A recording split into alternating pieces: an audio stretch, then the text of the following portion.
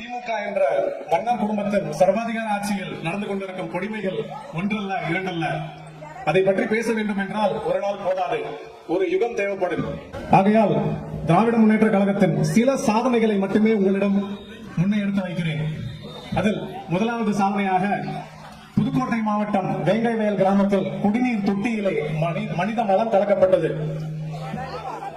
ஒரு குடிநீர் தொட்டியில மனித மலத்தை கலக்கியிருக்காங்க. இது எவ்வளவு பெரிய ஒடுக்குமுறை என்பது மக்கள் அறிந்தவையே.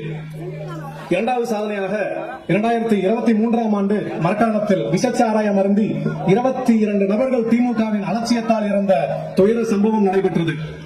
மூன்றாவது சாதனை, கடந்த ஆண்டு கள்ளக்குறிச்சியில் விஷச்சாராயம் அருந்தி 65 நபர்கள் உயிரிழந்தார்கள். மேலும் 200 நபர்களுக்கு மேல் பெருந்துயரத்திற்கு உள்ளாக்கப்பட்டு பாதிக்கப்பட்டது.